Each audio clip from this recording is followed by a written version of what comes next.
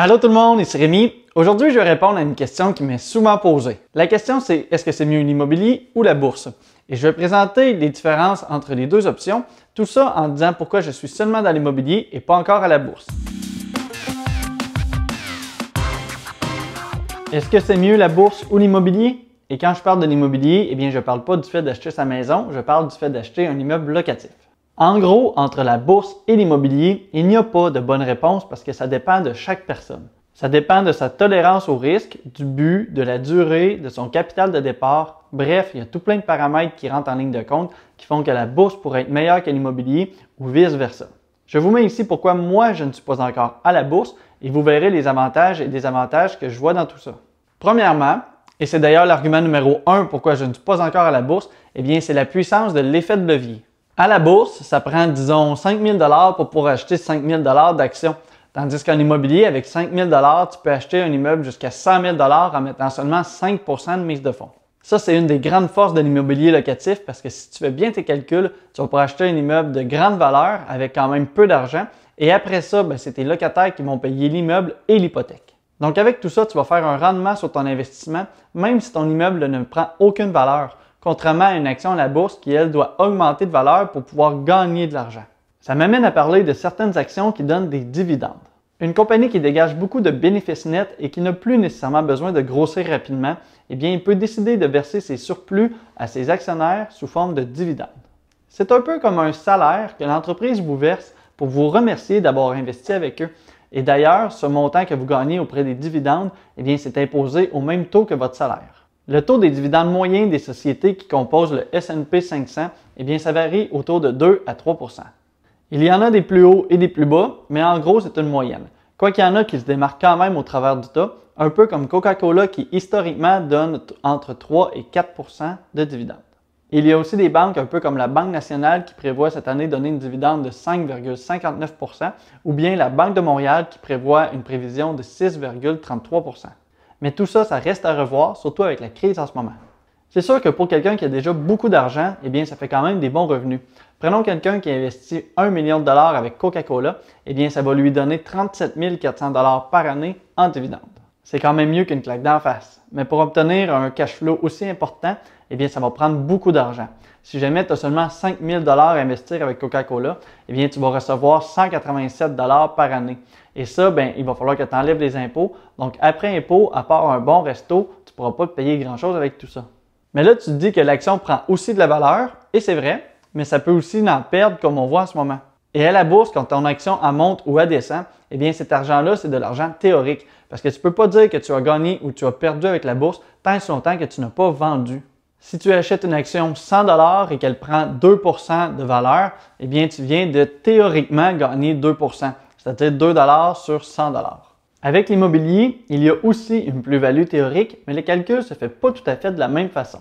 Disons que tu achètes un immeuble qui vaut 100 000 $ et que tu y mets 20 % de mise de fonds, tu vas donc investir dans le projet 20 000 $. Maintenant, si ton immeuble prend 2 % de valeur, ce qui est la même prise de valeur que l'action qu'on vient de calculer, tu vas avoir gagné 2 000 $. Mais ce 2 000 $-là, tu vas le mettre en relation avec ton argent investi, c'est-à-dire le 20 000 $, donc tu vas avoir gagné un rendement de 10 %. Tout ça, c'est encore théorique parce que tu vas le toucher seulement si tu réussis à vendre ton immeuble au prix que tu souhaites, mais en immobilier, c'est aussi possible d'avoir des cash flows avec des investissements beaucoup plus petits. J'ai acheté un immeuble avec 50 000 $ de mise de fonds et qui me donne un cash flow à toutes les années de 25 000 $. Ça, c'est un cash flow de 50 % par année. On est quand même très loin du million de dollars que ça prend avec Coca-Cola pour pouvoir avoir un bon revenu de dividende. Il y a quand même un autre avantage indéniable de l'immobilier, c'est-à-dire que c'est physique, c'est quelque chose qui est tangible. Tandis que des actions, ce ne sont que des chiffres sur un écran pour la plupart du commun des mortels. Et ces chiffres-là, ils peuvent monter très haut très vite, comme ils peuvent aussi descendre très bas aussi très vite. La valorisation des entreprises, ça se fait selon l'offre et la demande à la bourse. Un peu comme l'entreprise Facebook où la capitalisation boursière en ce moment est de 472 milliards de dollars et ça, c'est même après une chute de 24 % due aux événements récents. Le prix des actions de Facebook a monté au travers des dernières années pour finalement descendre en flèche dernièrement. Et pourquoi ça? En fait, il y a plusieurs entreprises à la bourse qui ne sont plus réellement classées selon leurs bénéfices et leurs actifs, mais plutôt selon l'offre et la demande. Facebook a fait un chiffre d'affaires de 55 milliards de dollars en 2018. C'est excellent, mais son bénéfice net est quand même en bas de ça.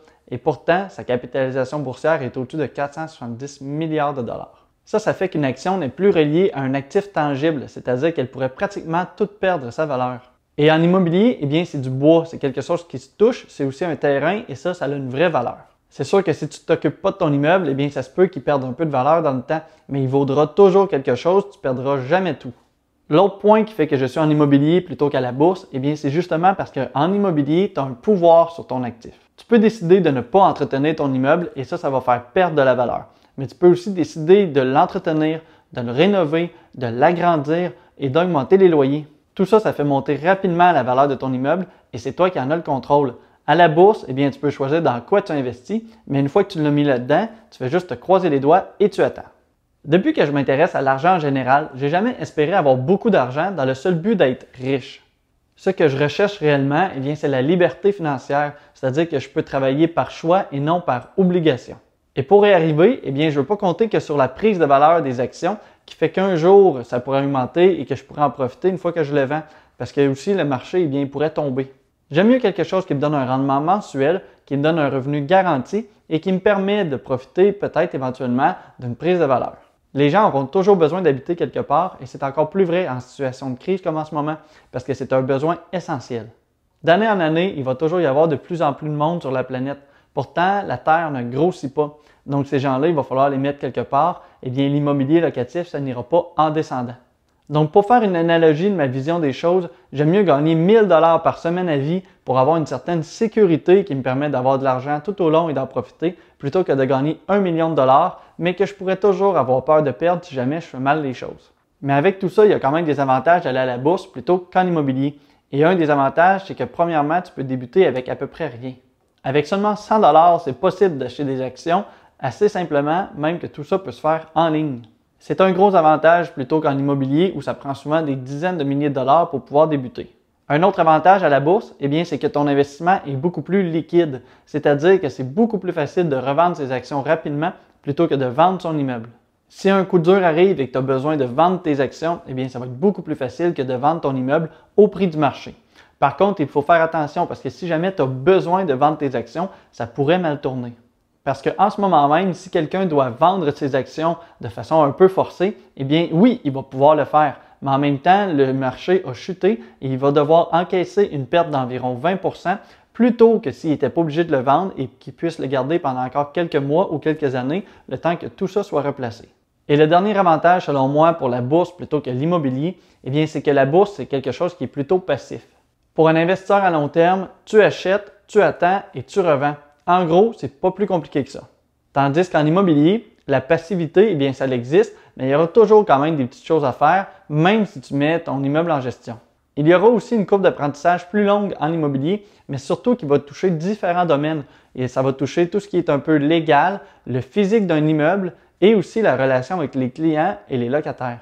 Et dernière différence que je trouve entre les deux, eh bien, c'est au niveau des avantages fiscaux. Et là, je dois dire que je ne suis pas fiscaliste, je ne veux pas vous donner de conseils précis, je suis seulement là pour vous montrer certaines différences. Prenez quand même toujours le temps de voir un spécialiste avant de prendre une décision précise. En immobilier, c'est possible de prendre de l'amortissement, ce qui va te permettre de retarder l'impôt à payer au travers des années. Il est aussi possible de faire des rénovations, ce qui va te permettre en quelque sorte de transformer cet argent-là en valeur dans ton immeuble et tout ça, ça ne sera pas imposé. Il est aussi possible de pouvoir refinancer son immeuble et avec ça, ça permet d'aller toucher une grande partie de la valeur de ton immeuble et ça sans impôt. Donc pour les investisseurs actifs, ça permet d'en acheter un autre et ainsi de suite.